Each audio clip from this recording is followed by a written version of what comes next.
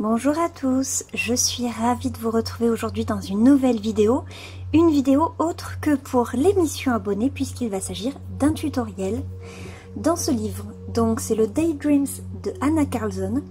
Je me suis lancée dans un nouveau colo dedans et en fait en vous montrant mon encours sur Instagram, vous avez été nombreux à me demander si j'allais réaliser un tutoriel, si j'avais une technique particulière. Donc je me suis dit pourquoi pas, c'est vrai que ça fait un petit moment que j'avais pas tourné en plus. Là il se trouve que j'ai un peu plus de temps pour moi et c'est bientôt les vacances. Donc c'est maintenant ou jamais. Alors je vous montre de suite.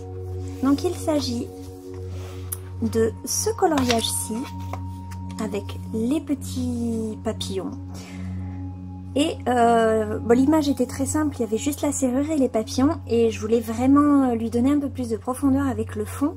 Et du coup je suis partie sur un fond un peu effet nébuleuse. Donc moi j'ai choisi les teintes bleu-vert, vert d'eau. Donc je vais vous montrer aujourd'hui ma façon de faire. Je préfère parler de façon de faire plutôt que de technique parce que c'est mon premier essai, donc on peut pas vraiment parler de technique approfondie. Je vous montre voilà comment je le réalise. Vous vous l'appropriez, vous le faites à votre manière. Voilà, je vous montre juste comment moi je le fais. Bien sûr, ça s'adapte à tous les crayons et à toutes les nuances. Moi, je suis partie sur du bleu-vert. Vous pouvez partir sur du rouge orangé, du rose violet, enfin voilà. Au niveau des couleurs, pareil, c'est à vous de vous adapter ensuite en fonction de ce que vous voulez faire. J'ai réalisé de mon côté cette partie et du coup, ensemble, il reste celle-ci. Je vais tout de suite vous montrer le matériel pour ceci. Donc comme matériel, il faudra déjà, bien sûr, vous mettre d'accord sur les nuances que vous voulez. Moi je suis partie sur celle-ci, j'utilise les Faber-Castell Polychromos, le noir 199, le bleu foncé 247, le bleu turquoise 155,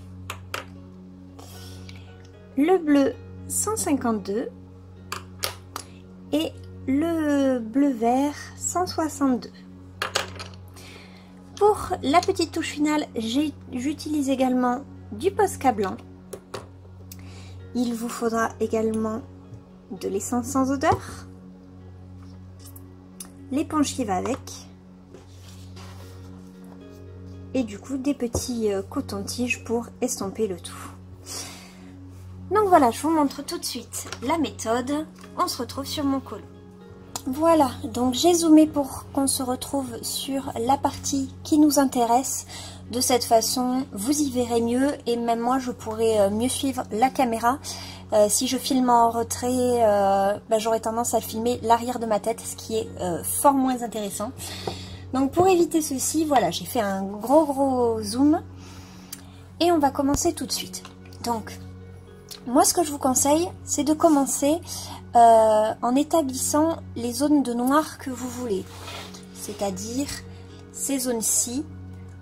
Il faut que vous fassiez un petit repère en fait, voir dans le colo où est-ce que vous voulez qu'elles apparaissent. Moi je vous avoue que je fais complètement au pif.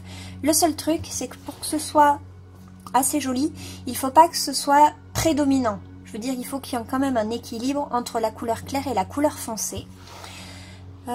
Pour ça, je vous conseille du coup d'y aller tout doucement. Vaut mieux commencer par une petite zone noire et l'agrandir au fur et à mesure que de commencer de suite avec une grosse zone noire, qu'il va du coup être difficile de réduire.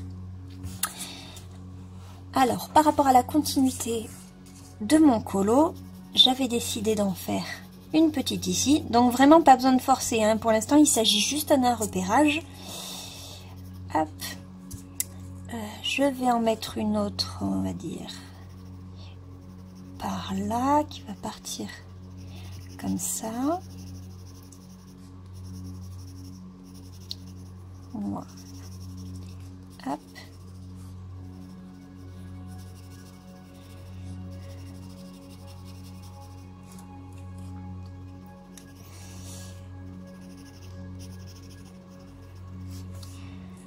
Ensuite, j'en verrai bien une qui prépare également ici du papillon.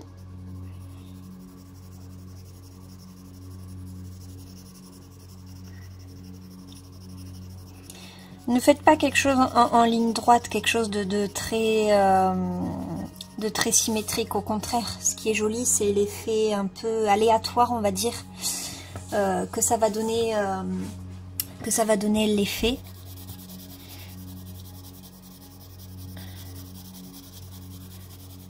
C'est pas quelque chose de calculé, donc du coup, pour le moment, on va partir sur ça. Une fois que vous avez décidé du coup de vos zones sombres, il va falloir accentuer l'effet. Pour ça, je me mets une feuille moi derrière pour protéger le colo qu'il y a derrière. C'est juste pour éviter que les traits du colo au dos se retrouvent sur la page de droite. Comme par moment j'ai tendance à appuyer sans vraiment m'en rendre compte, ça a tendance à aller sur la page d'en face, mais ça c'est pas bien grave. Je mets une feuille et ça règle le problème. Comme je vous disais, il va s'agir d'appuyer un peu plus, de faire vraiment là du coup ressortir la couleur noire. Donc pareil, si c'est pas homogène, si les traits sont pas jolis, pour l'instant c'est pas ce qu'il y a d'important. Pour l'instant on veut juste donner de la profondeur à la couleur. Donc on n'hésite pas à y aller.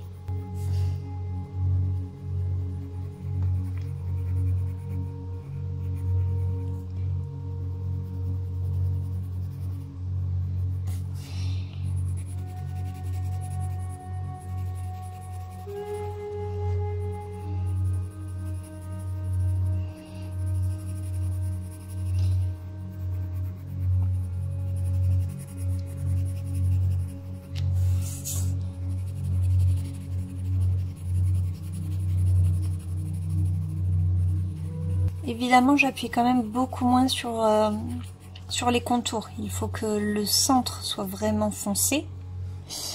Et plus vous allez vers ce que vous imaginez être le dégradé de clair, plus vous relâchez la pression sur le crayon. Il ne faut pas que ce soit un bloc noir, on va dire. Là, par exemple, pour moi, c'est l'intérieur, je le fais noir. Mais ici, plus je vais aller sur le contour, plus je vais relâcher la pression, de sorte que la couleur que je vais mettre juste après se voit un peu mieux.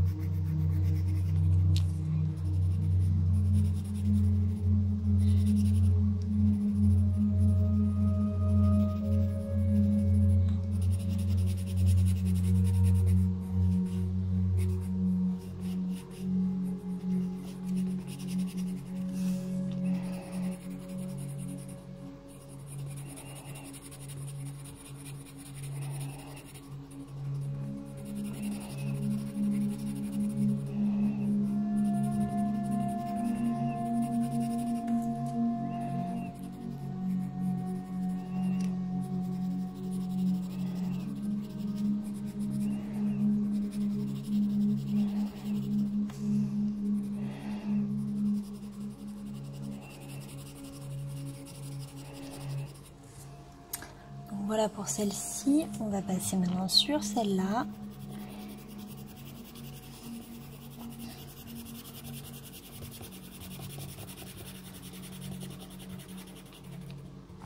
Donc voilà, pareil, n'hésitez pas à faire des largeurs différentes, des formes différentes, à partir de façon très aléatoire. Même ce que vous pouvez faire au début, c'est poser votre crayon, vous fermez les yeux, vous essayez de faire une ligne qui du coup n'est pas droite, et ensuite vous grossissez le trait, mais ça vous fait une base aléatoire, on va dire. Vraiment, ce qu'on recherche, c'est à faire quelque chose, du coup un rendu qui soit le plus naturel possible, on va dire. Et pour ça, il faut vraiment pas que ce soit calculé, hein. Sinon ça se voit tout de suite. Maintenant qu'on est là, on prend la deuxième couleur, donc le 247. On va repasser sur la zone noire qu'on va élargir. Donc c'est pour ça que je prends le noir des polychromos. C'est pas forcément le noir que j'utilise le plus, mais pour faire ce genre d'effet, c'est le mieux parce qu'il n'est pas totalement couvrant. En passant là la couleur bleue, le noir l'absorbe et passe du coup d'un noir foncé à un bleu foncé. Les deux couleurs se mélangent très bien. Et du coup ça évite les cassures, c'est assez joli. C'est pour ça que j'utilise vraiment ce noir uniquement pour ce genre de fond là. On va faire pareil sur cette zone-ci. Je suis désolée si je cache un petit peu. Comme je vous le dis à chaque fois, j'ai la lumière de ce côté-ci. Et du coup, forcément, en étant droitière, je vous cache ce que je fais. J'essaie de faire au mieux, mais c'est pas toujours facile de colorier et de penser à la caméra, à la lumière et à tout ça. Donc si jamais ça vous indispose, par avance, j'en suis navrée. Maintenant on passe à celle-ci. Donc je repasse toujours sur le noir.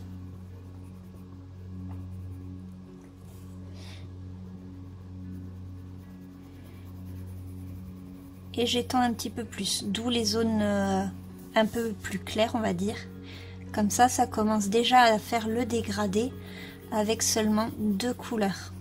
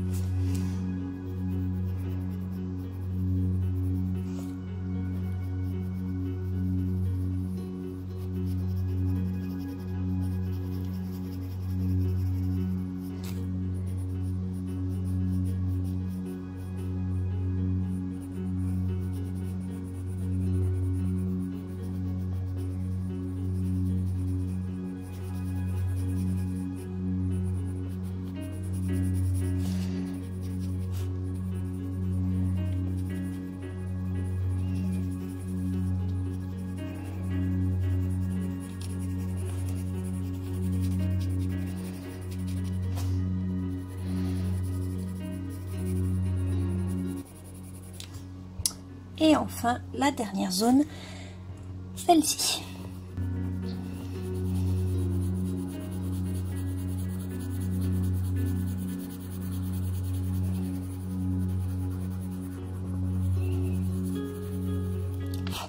Donc pour l'instant, certes, le rendu est pas génial, mais comme je vous dis, ça se fait vraiment au fur et à mesure.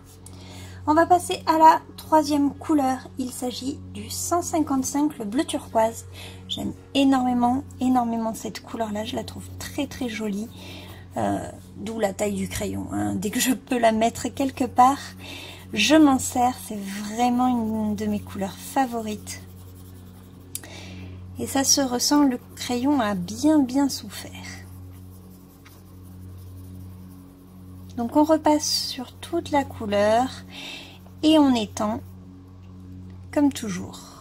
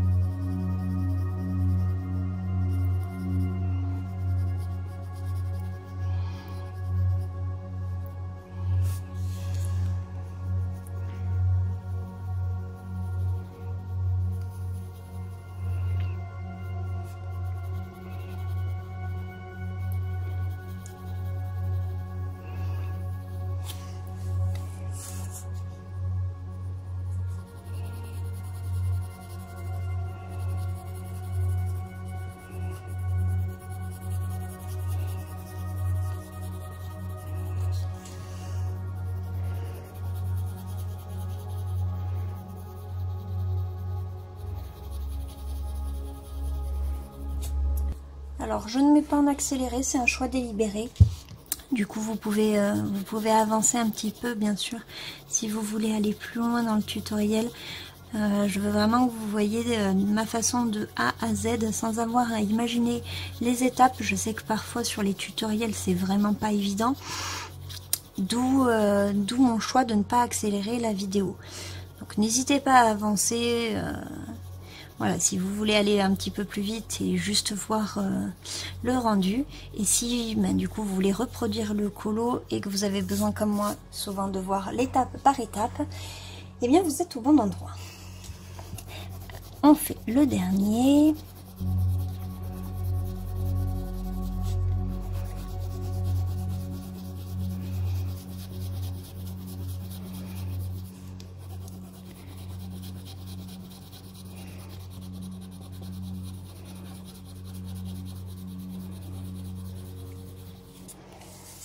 Voilà. On continue avec le bleu, le 152. Pareil, on reprend vers l'intérieur, on va avec l'extérieur, sauf que cette fois, on va essayer de ne pas trop s'éloigner. On va vraiment reprendre uniquement, on va dire, sur le contour.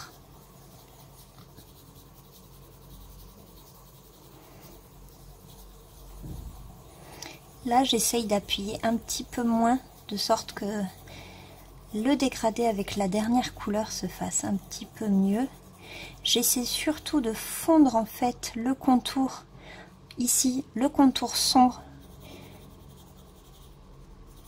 et de préparer, on va dire, le dégradé ici pour la dernière couleur. Que ça fasse une sorte d'aura en fait autour de la zone foncée.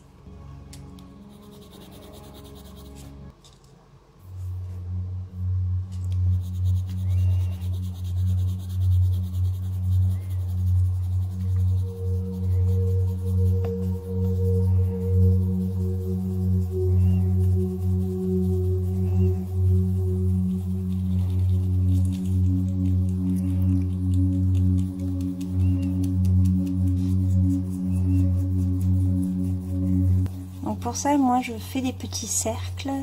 J'ai remarqué que ça évitait de faire des traces de démarcation.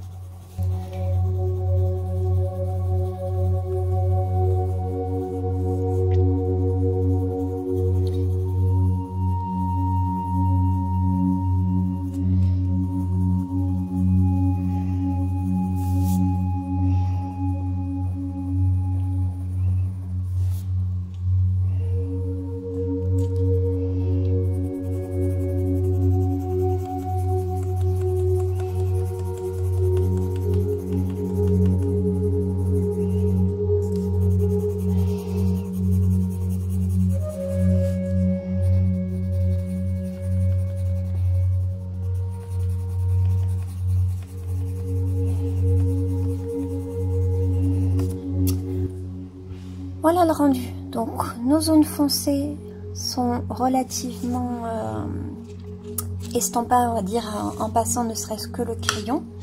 On va prendre maintenant la dernière couleur, c'est le vert 162, et on va passer sur ce qui reste, mais sans tout recouvrir. C'est-à-dire qu'il faut laisser ponctuellement quelques petites zones blanches comme ceci. Donc pareil, de façon totalement aléatoire. C'est à vous de les délimiter, soit à l'avance, soit à ce moment-là, et de faire attention en vous disant que là vous en voulez une. Voilà, le tout c'est de ne pas les oublier, ça fait partie du coloriage et ça aidera au rendu final.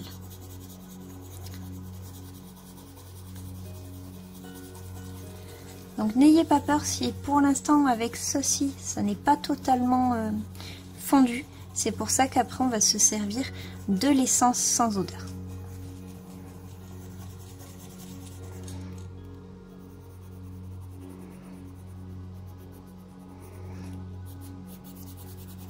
Et pour ceux qui ne s'en servent pas, vous pouvez bien entendu, ce sera juste beaucoup plus long pour vous. Il va falloir être beaucoup plus patient et beaucoup plus minutieux. C'est un résultat que vous pourrez obtenir en appuyant moins dès le départ et en faisant vraiment du couche par couche, tout en douceur. étape par étape, tout doucement en ajoutant la couleur, vous finirez par obtenir le même rendu. Il faudra juste du coup être d'autant plus patient.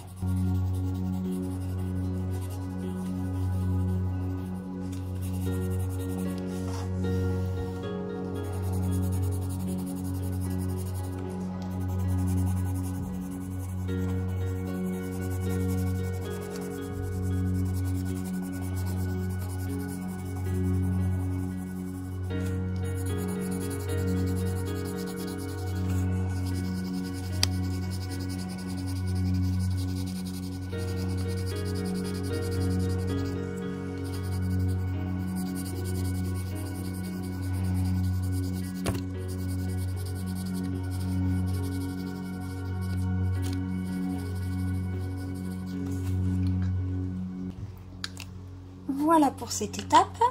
À présent, on passe à l'utilisation de l'essence sans odeur. Donc pour ça, je vais reculer un petit peu la caméra. On se retrouve tout de suite. Donc de cette façon, vous aurez un visuel un petit peu plus global. Je prends mon éponge, mon essence, je l'imprègne doucement. J'ai mon petit coton que je viens imbiber. Et ensuite, je pars de la zone claire, puis je vais vers le foncé. Que si vous faites l'effet inverse, malheureusement, vous allez ramener de l'ombre dans le côté beaucoup plus clair et ça risque de gâcher un peu l'effet que vous voulez faire. Donc, je vais partir par ici.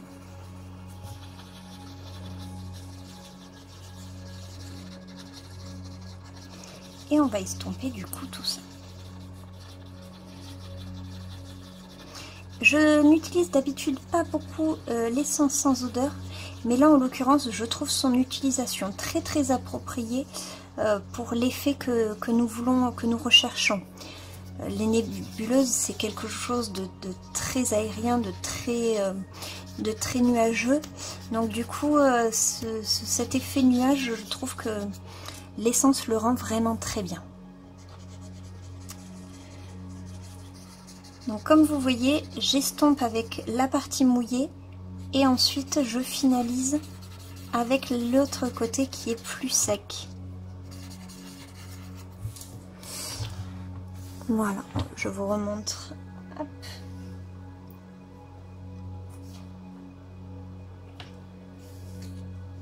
Ici la partie claire.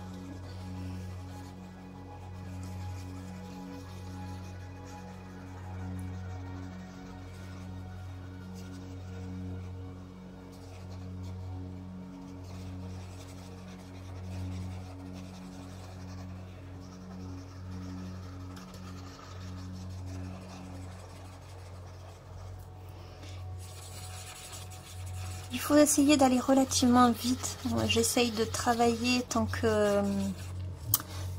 l'effet tant que l'essence, on va dire, agit toujours. Donc c'est pour ça que j'alterne le côté mouillé et le côté sec jusqu'à ce qu'en fait je sois satisfaite du rendu. Et une fois qu'on se trouve ici, on rajoute la petite touche finale qui pour moi est le Posca. Le Posca, pareil, j'essaie d'éviter de tapoter comme ça de manière trop aléatoire parce que le rendu est un petit peu moins joli. J'essaie d'y aller vraiment avec délicatesse et parcimonie. Ça prend un petit peu plus de temps, mais je trouve le rendu beaucoup plus joli. N'hésitez pas à jouer avec la pression, on va dire, de la mine. De faire des tout petits, des plus gros, d'appuyer un petit peu plus, ça vous donnera des effets différents.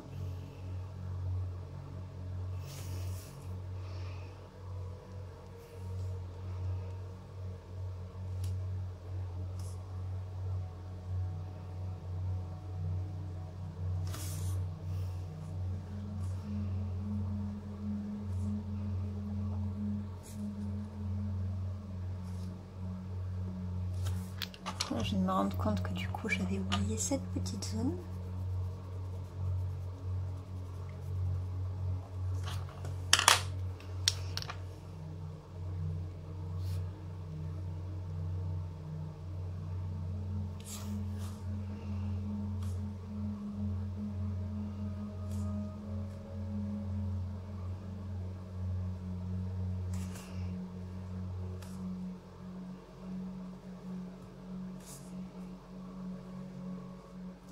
Donc voilà le rendu sur la totalité du colo. Vous voyez, grâce à l'essence, les contours sont bien estompés. C'est assez... Voilà, c'est assez aléatoire au niveau de la mise en couleur. Moi, c'est un fond que j'ai adoré faire et que je pense réutiliser assez souvent dans mes colos. Il s'agit juste de varier les couleurs et la disposition des taches. De toute façon, vu que c'est fait de façon aléatoire, je ne pourrai jamais reproduire ce colo, ce fond à l'identique. Vous ne le pourrez pas non plus. Ça rajoute un petit côté unique au colo et je trouve ça pas mal. N'hésitez pas à me dire si ce tutoriel vous a plu, s'il va vous être utile. Moi, je sais qu'il m'a été demandé et j'ai pris beaucoup de plaisir à le réaliser. Je vous retrouve très prochainement pour la mission abonnée du mois d'août. D'ici là, portez-vous bien, je vous dis à très vite dans une prochaine vidéo. Bye!